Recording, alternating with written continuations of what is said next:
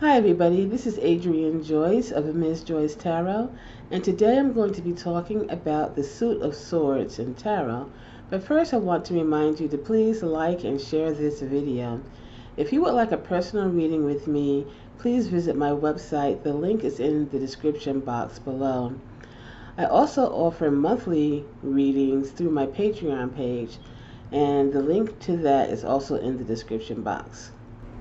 The Suit of Swords is associated with the element of air, and that represents thought, thinking, thought processes, decision making, communication, particularly with words, verbal communication, and ideas and mental clarity.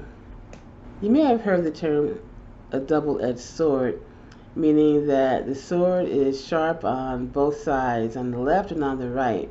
On the one hand, swords can symbolize mental clarity and finding the truth. But as we all know, the truth can set you free, and sometimes the truth hurts.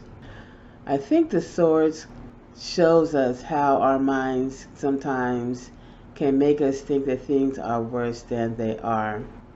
The tarot deck has 78 cards, 22 trump cards, which I'll be talking about in another video, and 14 cards in each of the 4 suits. Today I'll be using the Rider-Waite deck, and as they were originally illustrated, these cards have symbolism from Christianity, Kabbalah, and other sources. I won't be describing each and every detail of the cards. My explanations will be broad, and the interpretations can generally be used for any deck that uses the Rider-Waite system. So let's get started looking at the Suit of Swords. First with the numbers 1 through 10. In all suits, the aces symbolize new beginnings. In the case of the Ace of Swords, this could be a new idea or a new sense of purpose. It is a card of success and could mean that you have finally seen the truth of a situation. This card could refer to many different areas of life. However, it often shows that there had to be a clean break or severing of the past in order to create a new beginning. The Two of Swords shows a blindfolded person holding crossed swords in front of them as if protecting their heart.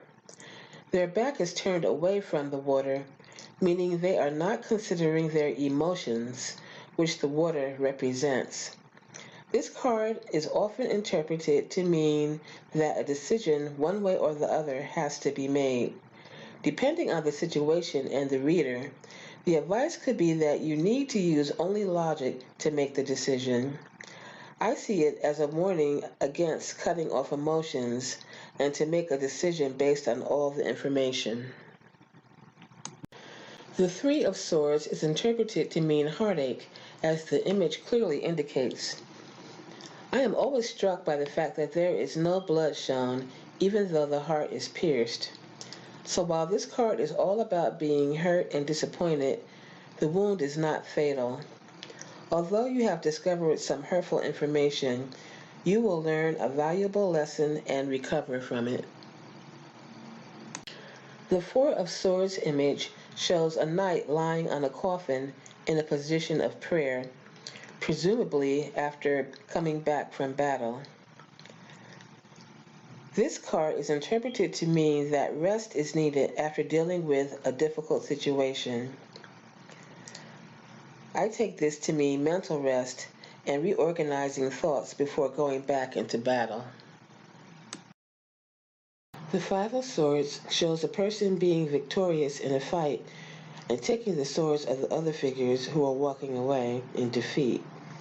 This card is about one person using words to dominate someone else and taking pleasure in getting the best of them.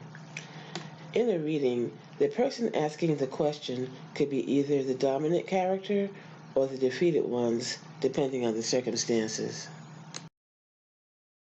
The Six of Swords image shows people traveling by boat from a place where the waters are choppy to a place in the distance where the water is calmer.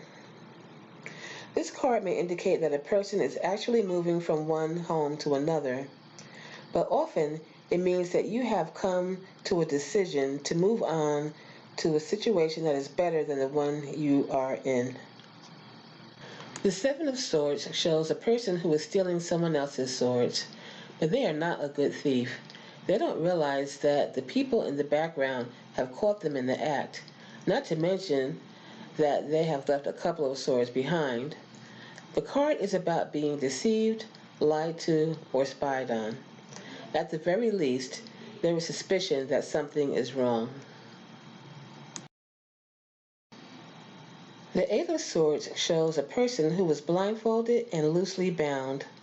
Although she thinks she is caged in by the swords, there actually is plenty of room for her to move forward and get out of her situation. This card is about feeling restricted due to limiting beliefs about yourself. The Nine of Swords is all about mental stress. It is often called the 3 a.m. card. The person has awakened from sleeping in an absolute panic, palms covering his face in an attitude of extreme worry. Usually, the advice given when this card shows up is to take deep breaths and to consider whether or not your worries are real or imagined. The Ten of Swords, period. What can I say? This card clearly is about endings. Specifically, it is time to let go once and for all of outdated ideas. Whatever the situation is, it is not going to work at this moment. It may even come as a sweet relief to finally get rid of an extremely stressful situation.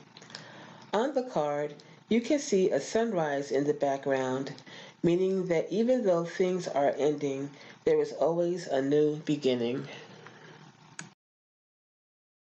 Now that we've looked at the numbers 1 through 10 in the Suit of Swords, let's go on to examine the court cards: the Page, the Knight, the Queen, and the King.